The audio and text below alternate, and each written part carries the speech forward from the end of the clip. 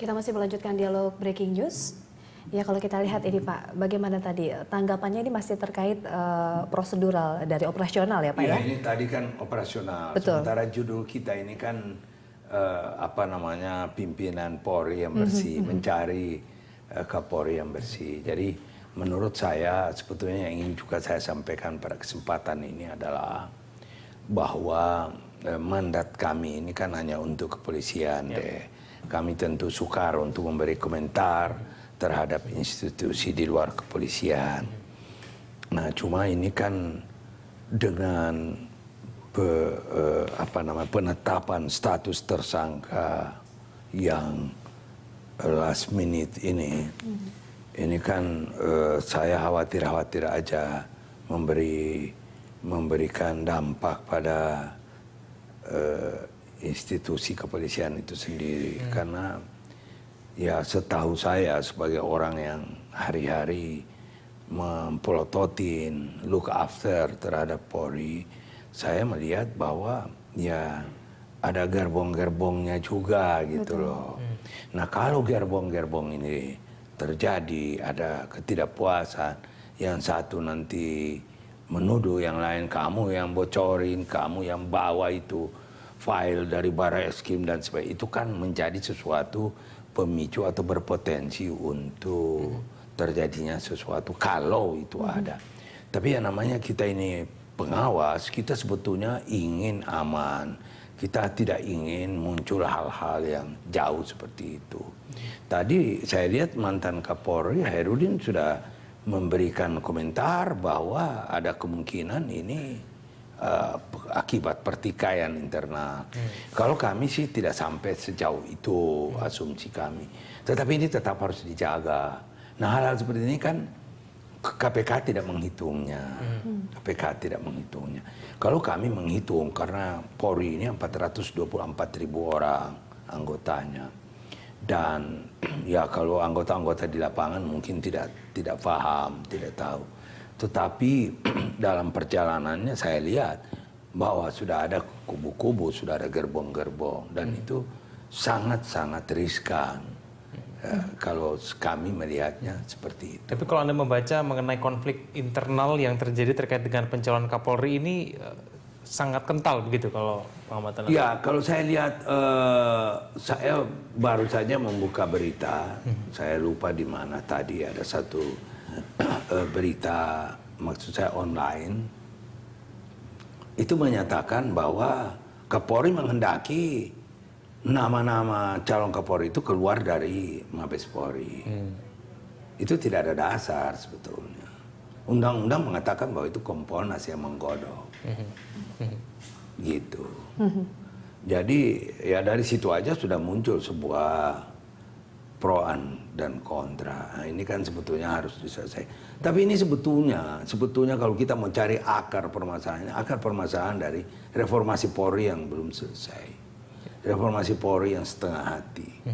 Jadi ya meninggalkan seperti ini, ada rekening yang gendut, ada perkara-perkara yang bisa dimain-mainkan, digeser-geser perdata menjadi pidana tergantung permintaan dan sebagainya. Ini kan seharusnya tidak seperti itu. Baik, Pak Nasir, tapi kalau Anda mencermati mengenai riwayat dari Budi Gunawan ini, kalau kita tahu bahwa tahun 2008 sampai 2013 terjadi peningkatan kekayaan yang begitu besar, berkali lipat. Meskipun mungkin dari Kompolnas tidak menerima surat kepastian itu dari KPK ataupun PPATK, tapikah tidakkah ini bisa mencurigakan begitu? Iya, jadi pada tahun 2012 kita sebetulnya sudah mengirimkan surat kepada Polri agar melakukan pembatasan terhadap bisnis.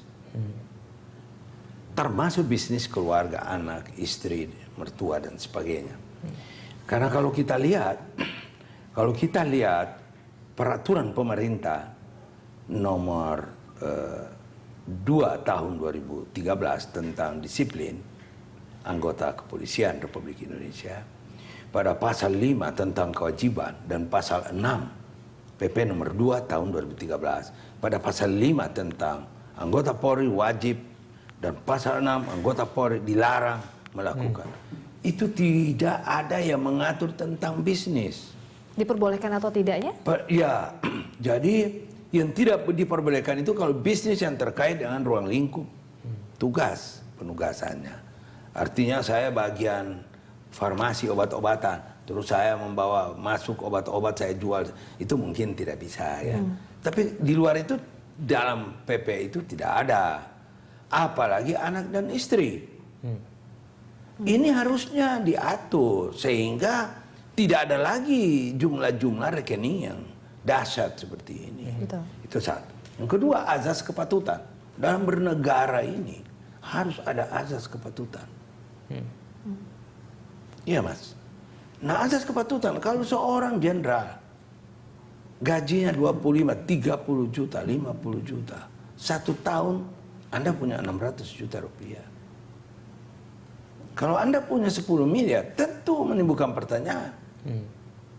Dan itu wajar di seluruh negara ini, di seluruh negara maju, itu semua tercatat, terdaftar. Kalau memang istri kita ada catering, istri kita ada usaha, wedding organizing atau apa-apa saja, tentu kan perusahaan itu kan ada pembukuannya sendiri, ada tidak masuk ke rekening kita. Tapi bukankah ini berbahaya Pak Nasir kalau misalnya seorang pejabat kepolisian ternyata dia juga punya usaha bisnis, apalagi itu ternyata bisnisnya terkait dengan jabatan yang ia emban pada saat itu? Iya, kalau itu dilarang memang. PP nomor 2 jelas melarang. Pada pasal 6, ya pasal 6 ayat B itu memang melarang, tidak boleh ada bisnis. Dari temuan-temuan Kompolnas sendiri?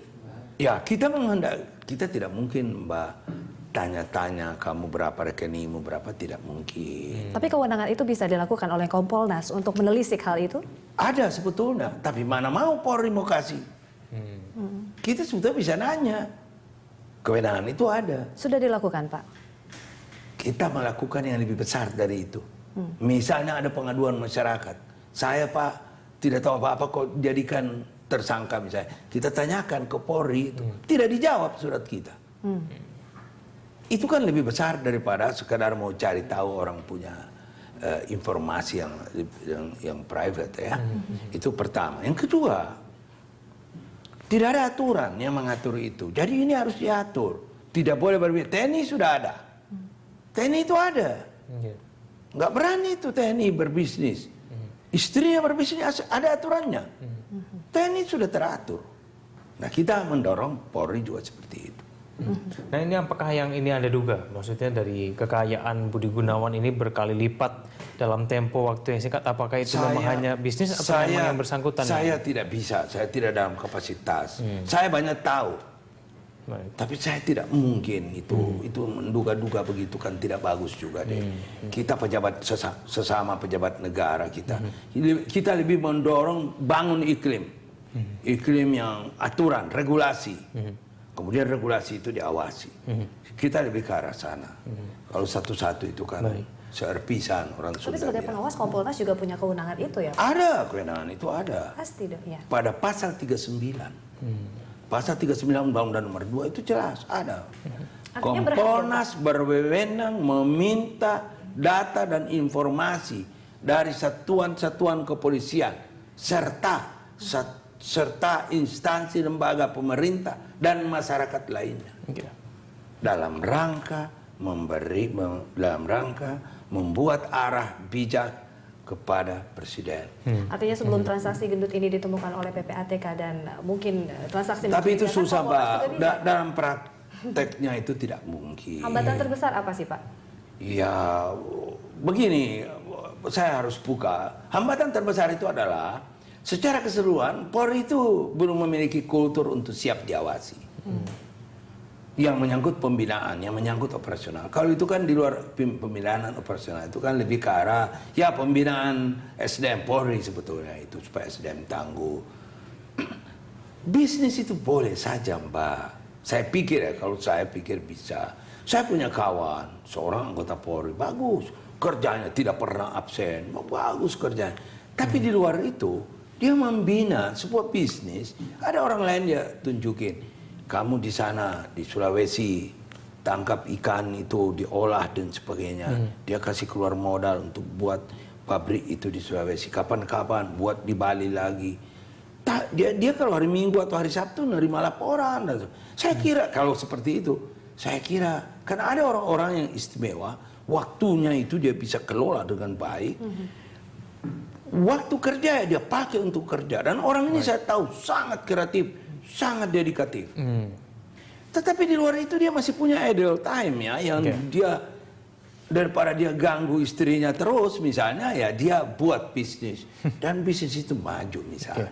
Itu tidak dilarang. Pak Nasar, kalau katakan begini, kalau kita mengacu pada kebiasaan KPK ini tidak pernah mengeluarkan SP3. Ya. Ini kita sudah bisa saja kita duga bahwa ini nanti bisa akan masuk ke persidangan dan kemudian nanti akan diputuskan nanti di pengadilan.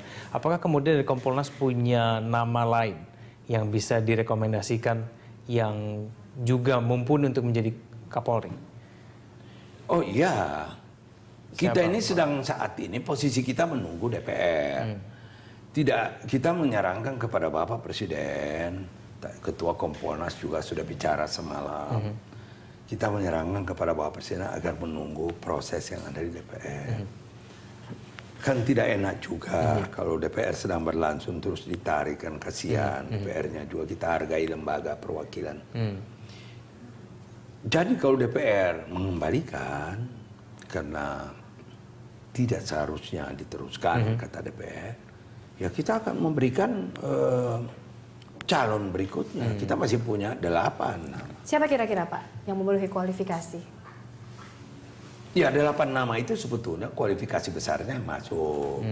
Cuma kan ada kualifikasi kecil, misalnya senioritas, itu tetap harus dihitung. 82 itu ada berapa orang?